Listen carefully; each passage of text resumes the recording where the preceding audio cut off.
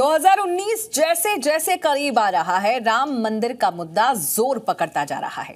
संत समाज से लेकर संघ तक और सत्ता पक्ष से लेकर विपक्ष तक इस मुद्दे पर आए दिन बयान देते हैं।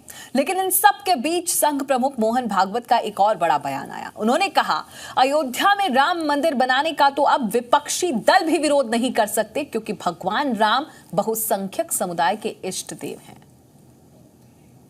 विरोध करने वाली पार्टियों में रहकर भी खुला राम मंदिर का विरोध करने वाले लोग नहीं है मजलिस में। ये क्यों है? तो वो जानते हैं कि हम कुछ भी कहें, देश की करोड़ों हिंदू प्रजा जो है और हिंदू न कहने वालों में भी बहुत बड़ा हिस्सा ऐसा है कि जिनके श्रद्धा स्थान राम है। संघ प्रमुख के बयान का मंदिर आंदोलन से जुड़े नेताओं ने तो स्वागत किया है, जबकि मुस्लिम पक्षकार ने सुप्रीम कोर्ट के फैसले को मानने की बात कही है। का जनमानस चाहता है कि मंदिर बने।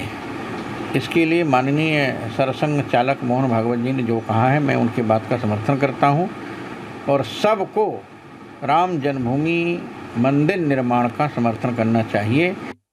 अयोध्या में भगवान का राम का मंदिर बने, मुसलमानों को कोई इतराज़ नहीं है। एक मस्जिद पे कब्जा हो गया है, उसको छुड़ाने के लिए हर मुसलमान अपना प्रयास कर रहा है। मुकदमा अदालत में है। किसी तरह से जो लोग बयान दे रहे हैं वो कोई माने नहीं रखता, क्योंकि मामला सुप्रीम कोर्ट में है। राम मंदिर पर आरएसएस प्रमुख मोहन भागवत के बयान को कांग्रेस ने चुनावी हथकंडा करार दिया है। कांग्रेस नेता प्रमोद तिवारी ने कहा, जब भी चुनाव नजदीक आता है, आरएसएस मंदिर की राजनीति शुरू कर देती है। इनको एक बीमारी हमेशा लगती है चुनाव के आसपास। उस बीमारी का नाम है, जैसे डेंगू वैसे मंदिराइटिस। जैसे कोई चुनाव, आम चुनाव आता है, ये मंदिर मंदिर मंदिर मंदिर मंदिर मंदिर करके जैसे 1 से 6-7 डिग्री बुखार पे मरीज की हालत होती है, वो करने लगते हैं। भागवत के बयान को इस बात का इशारा समझा जा सकता है कि जो भी राम मंदिर का विरोध करेगा उसे जनता की नाराजगी झेलनी पड़ सकती है, लिहाजा उनका विरोध कोई भी दल नहीं करेगा। इसीलिए बहस की शो बताना तो पड़ेगा में आज हमारा सवाल, क्या विपक्ष राम मंदिर का विरोध नहीं करेगा और हर हाल में राम मंदिर कैसे बन जाएगा? इसका फॉर्मूला भी आज हमारे गेस्ट हमारे साथ जो है वो समझाएंगे। इस मुद्दे पर हमारे साथ तमाम मेहमान बने हुए हैं। मेहमानों से पहले मैं आपको मिलवा दूं, आज हमारे साथ इस डिबेट में बीजेपी से प्रेम शुक्ला जी हैं, बहुत बहुत स्वागत सर आपका डिबेट में। अनुराग भदौरिया जी एसपी स्पोक्स पर्सन हमारे साथ इस डिबेट में रहेंगे, बहुत बहुत स्वागत सर। संगीत रागी जी आरएसएस विचारक हैं, अभी कुछ देर में हमारे साथ जुड़ जाएंगे। विजय शंकर तिवारी जी हमारे साथ जुड़े हुए हैं, बहुत बहुत स्वागत सर। स्वामी चक्रपाणी हमारे साथ जुड़े हुए हैं, बहुत बहुत स्वागत सर। और डॉक्टर तस्लीम अहमद रहमानी साहब भी हमारे साथ जुड़े हुए हैं। मैं सबसे पहले हालांकि चाहती तो आरएसएस के पास ही जाना चाहती थी, अभी संगीत रागी जी जुड़े नहीं हैं, इसलिए प्रेम शुक्ला जी मैं आपके पास आ रही हूँ। सर ये क्या हो रहा है? मतलब मोहन भागवत जी फिर आके कहते हैं कि कोई भी विरोध करेगा तो नाराजगी झेलनी पड़ेगी। मामला तो सुप्रीम कोर्ट में है ना सर, कैसे बन जाएगा? इस पर सिर्फ ये कह देने से काम चलेगा सर? नहीं, पूजनी भागवत जी ने जो स्थितियां उनका विश्लेषण किया है। एक समय ऐसा था कि राम मंदिर को लेकर 1992 में 7 दिसंबर 1992 को कांग्रेस के प्रधानमंत्री संसद में खड़े होकर कहते थे कि राम जन्मभूमि पर हम मस्जिद का निर्माण करवाएंगे। हाँ। आज जो है कांग्रेस के लोग भी प्रश्न पूछते हैं कि मंदिर कब बनवाओगे? हाँ। मंदिर जल्दी बनवाइए आप। हाँ। मंदिर जो है वो उस मुद्दे को समाप्त करना चाहिए। अभी भी आपने देखा, हालांकि बहुत उनका जो प्रमोद तिवारी की टिप्पणी है अत्यंत अशोभनीय है। हाँ। जो मंदिर को बीमारी बता रहे हैं, क्योंकि अभी भी उनके ऊपर जो है वेटिकन वाला जो प्रभाव है वो खत्म नहीं हुआ है। लेकिन मंदिर के संदर्भ में अविरोध करने की शक्ति और क्षमता उनमें नहीं रही। समाजवादी पार्टी किसी जमाने में 1990 में परिंदा अयोध्या में पर नहीं मार सकेगा। राम भक्तों का उन्होंने जो नृशंस हत्या की, आज जो है अनुराग भदौरिया भी मंदिर बनाने पर विरोध नहीं करते हैं। वो कह दें कि नहीं वहां मस्जिद बनवाएंगे। मुल्ला मुलायम सिंह यादव या उनके पुत्र अखिलेश सिंह यादव आज वहां पर आरोध्या में राम मंदिर के स्थान पर मस्जिद बनाने की परिकल्पना कर रहे हैं। वो तो विष्णु मंदिर भी बना रहे हैं। स्थिति जो है वो तो विष्णु मंदिर भी बना रहे हैं। हिंदू बोलने वाले भागवत जी क्या गलत कह रहे हैं? फर्जी हिंदू टीका लगाने से हिंदू नहीं हो जाता।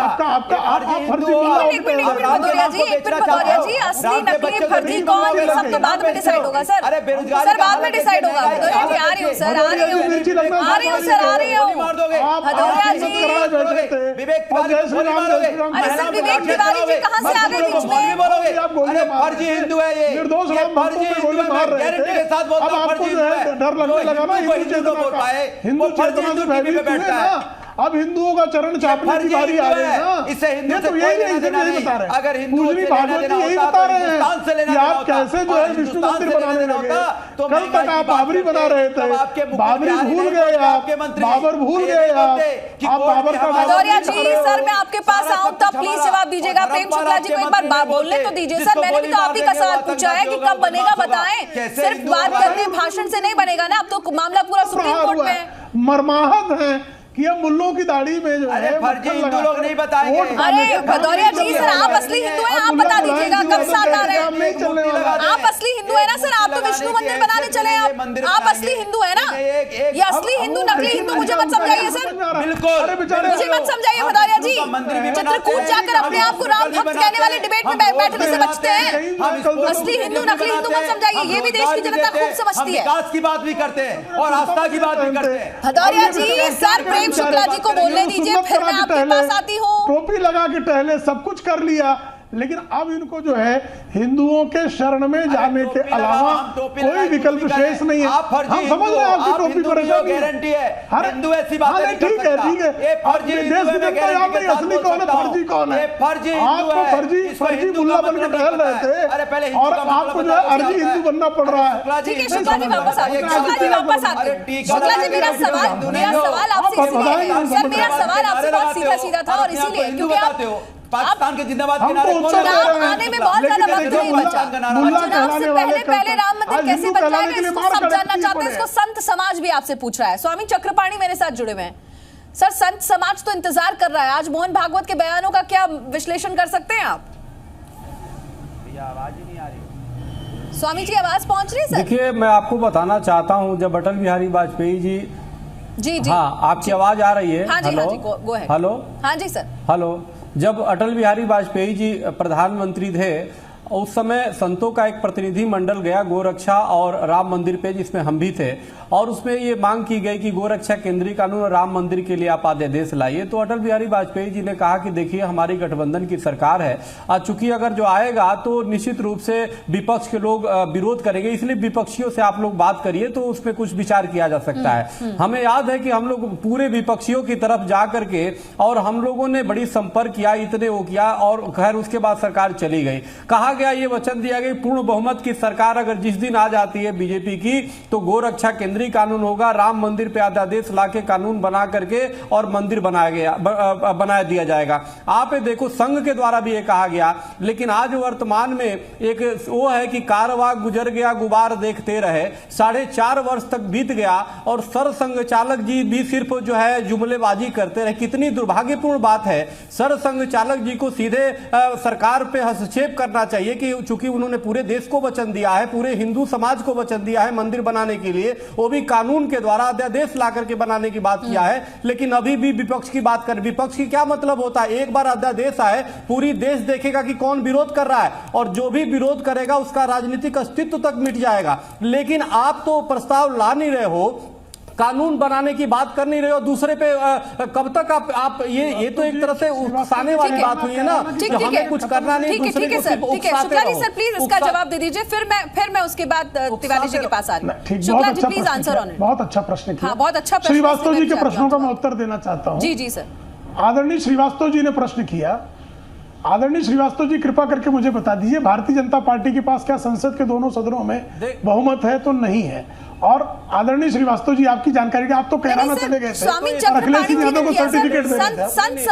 वही श्रीवास्तव जी, शुक्ला जी नहीं वही श्रीवास्तव जी है, मैं जानता हूं। शुक्ला जी देखो, चक्रपाणी जी श्रीवास्तव जी शिवसेना से खदेड़े हुए व्यक्ति हैं और ये लोग दिमाग पागल हो जाता है। नहीं शुक्ला जी चिंता ना करिए, आप शिवसेना से खदेड़े हुए व्यक्ति हैं। श्रीवास्तव जी कोई आपका जो बैकग्राउंड खराब कर रहे हैं, अरे छोड़िए ना शुक्ला जी, जब आप शिवसेना श्रीवास्तव जी कहने में इतनी आपत्ति क्यों हो रही कर लिए?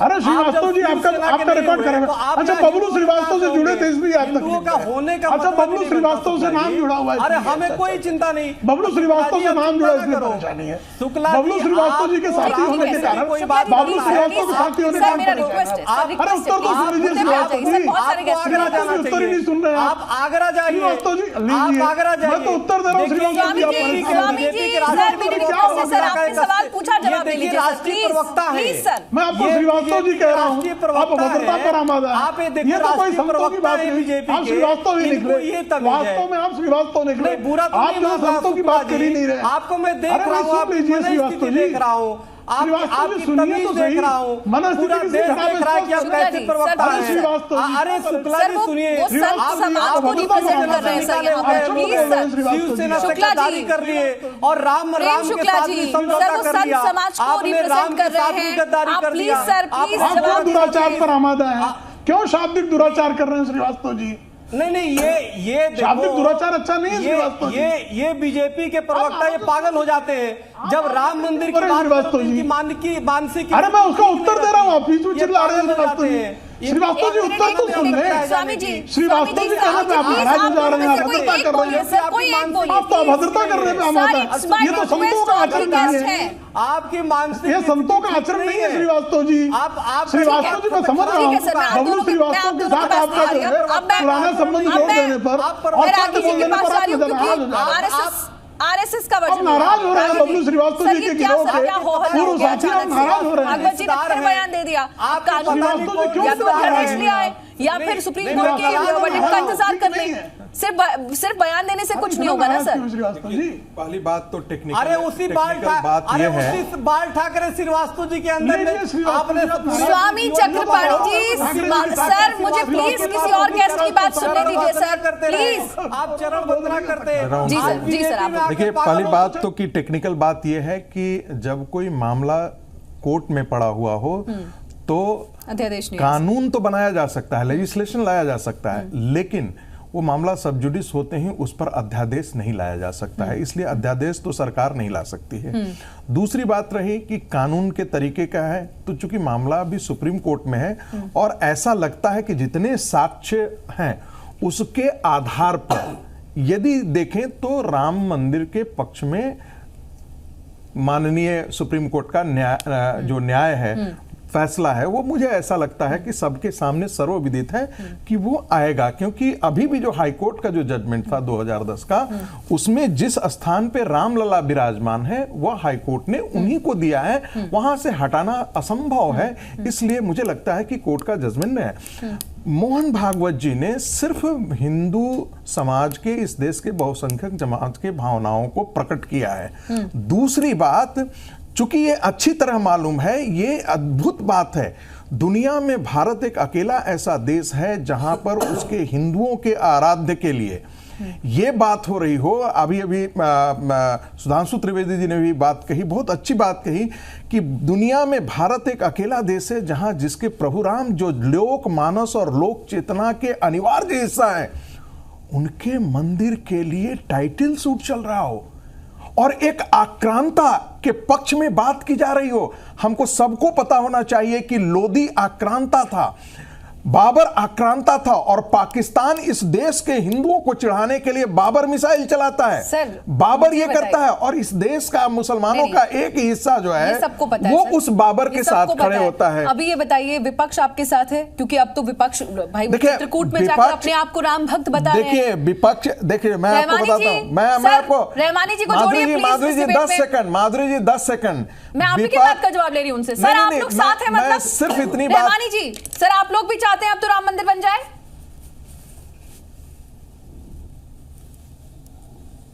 कई बार आप मेरी डिबेट पे ही कहा है सर। जो बात कर रहे हैं वो मेरा ख्याल है कि वो कोई काल्पनिक हैं, बहुत काल्पनिक बात कर रहे हैं। दूसरे जो 1 महीने में 2 मरतबा मोहन भागवत जी के बयानात आए हैं और दोनों मरतबा उन्होंने बहुत ही कैटेगरिकल अंदाज से कहा है कि राम मंदिर तो वही बनेगा। मतलब ये हुआ कि न तो वो सुप्रीम कोर्ट के फैसले का कोई इंतजार करना चाहते हैं, ना कॉन्स्टिट्यूशन का कोई इंतजार करना चाहते हैं।